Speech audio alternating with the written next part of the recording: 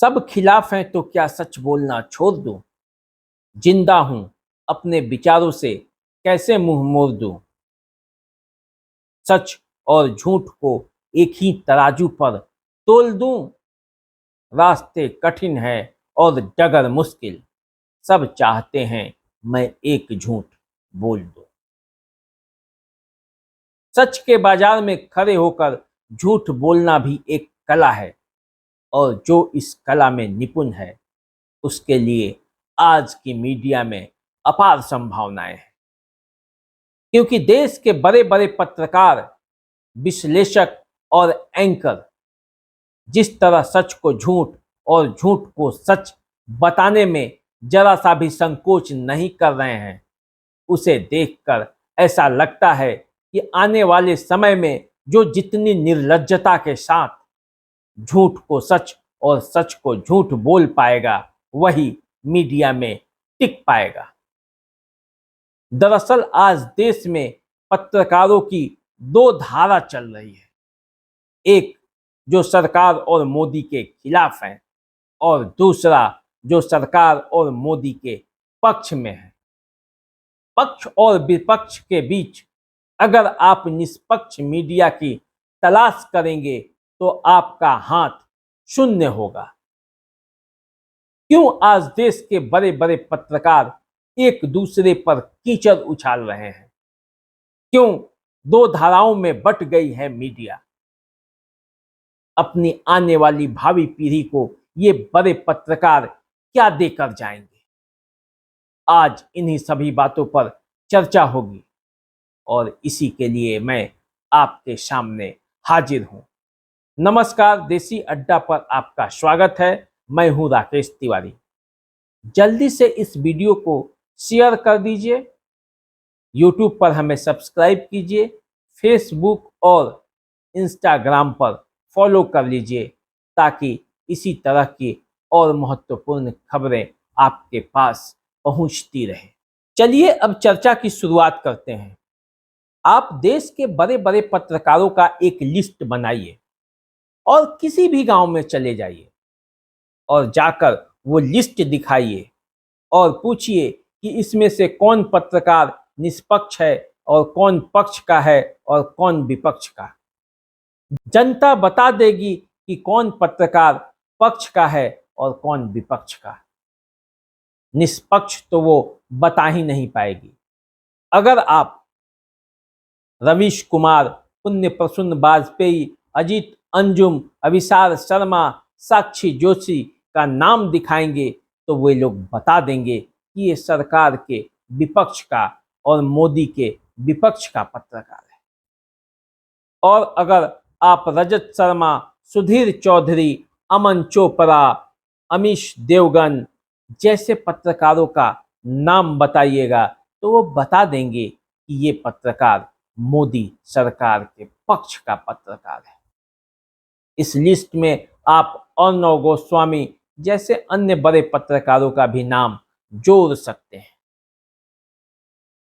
आखिर ऐसी स्थिति आई क्यों, जब देश की जनता भी आपको जान गई कि आप कौन से पत्रकार हैं? क्या जानते हैं कारण क्या है? जब आप एक दूसरे पर उंगली उठाएंगे, एक दूसरे पर कीचड़ उछालेंगे, सभी पत्रकारिता के मापदंडों को, सभी मर्यादाओं को ताक पर रखकर, तो ऐसी स्थिति तो आएगी ही। आखिर आप समझ क्यों नहीं पा रहे हैं? इतने समझदार और राजनीति के विश्लेषक और इतने बड़े पत्रकार होकर जो अपने शब्दों के जाल में नेताओं को फंसाते हैं, फिर भी आप ये समझ नहीं पाते हैं, तो इसे क्या कहा जाए? आप अपनी भावी पीढ़ी को क्या देना चाहते हैं? एक दूसरे पर छिटा कसी कर क्या बताना चाहते हैं?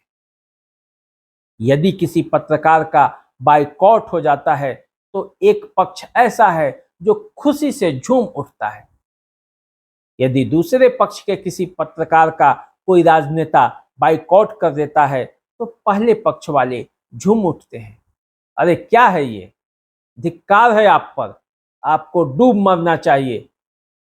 कि जिसके नाम का कभी डंका बजता था पूरे देश में और मीडिया पर कोई सवाल उठाने के पहले 100 बार सोचता था, आज उसी पर इतने सवाल उठ गए।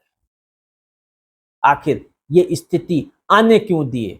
अब 30 साल पहले चलते हैं और देखते हैं कि उस समय क्या स्थिति थी। किसी नेता में इतनी हिम्मत नहीं थी कि किसी पत्रकार को बाइकॉट कर दे। किसी नेता में इतनी हिम्मत नहीं थी, किसी संगठन में इतना हिम्मत नहीं था कि पत्रकारों के खिलाफ इस तरह से जहर उगले। लेकिन आपस में कुत्ते बिल्ली की तरह लड़कर आपने अपनी स्थिति ऐसी बनाई है। कोई किसी को गोदी मीडिया कहता है, तो कोई बामी मीडिया है, तो कोई दलित मीडिया है, कोई अंबेडकरवादी मीडिया है, तो कोई सोशल मीडिया है। अरे ये क्या हो गया है आपको? आप अपने आने वाली भावी पीढ़ी को क्या देके जा रहे हैं?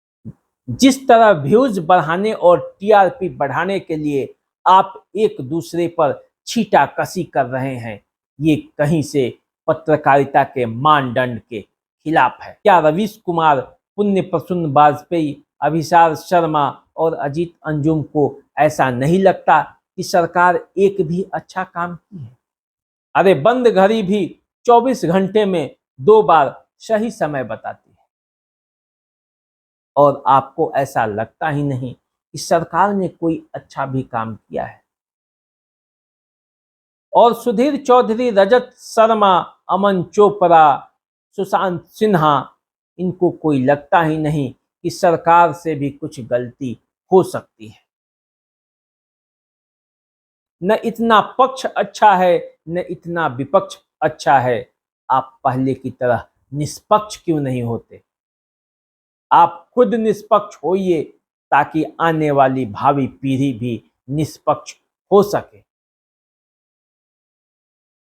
आप पर पक्ष और विपक्ष का जो ठप्पा लगा है उसे दूर भगाइए महाराज। कभी आपकी तूती बोलती थी, आप अपने अतीत को याद कीजिए और उसी राह पर चलिए। व्यूज का चक्कर छोड़िए, क्योंकि ये व्यूज और न्यूज तो आते रहेंगे, लेकिन आप जब नहीं रहिएगा तो आपकी आने वाली पीढ़ी आपको आदर्श मानेगी कैसे? अभी आप मुझे बता दीजिए कि किसे आदर्श माना जाए, उस पक्ष वाली मीडिया को या विपक्ष वाली मीडिया? निष्पक्ष तो कोई शायद ही मिलेगा। यदि मेरी बातों को बुरा लगा हो तो सभी बड़े पत्रकारों से क्षमा प्रार्थी हूं, लेकिन जो सच था वो बताना भी जरूरी है, क्योंकि सच और झूठ को एक तराजू पर तोल नहीं सकता और झूठ को झूठ बोले बिना रह नहीं सकता। नमस्कार।